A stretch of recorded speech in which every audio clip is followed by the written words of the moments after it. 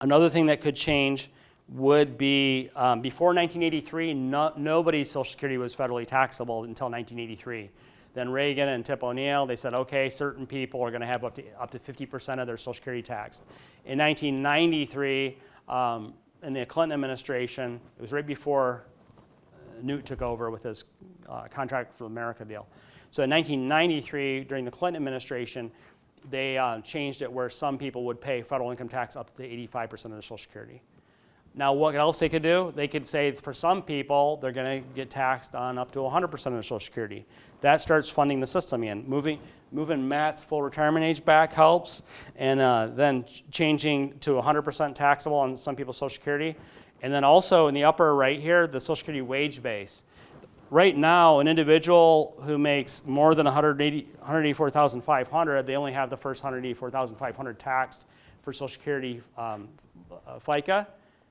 Even if they make $3 million, well, they could say all of your income is taxed at the Social Security FICA. They could do that, or some greater amount, higher than $184,000.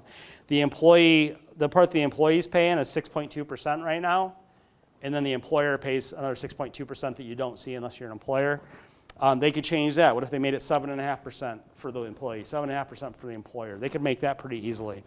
What about if they changed, and of course, if you're self-employed, you could pay 12.4%, the self-employed Social Security rate, because you're paying both sides of the 6.2%. They could do there's a whole lot of things, a whole lot of levers they can pull there.